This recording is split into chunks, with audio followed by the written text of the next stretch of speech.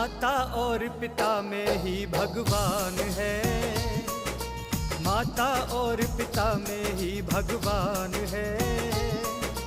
इनसे होती ईश्वर की पहचान है। माता और पिता में ही भगवान है, इनसे होती ईश्वर की पहचान है।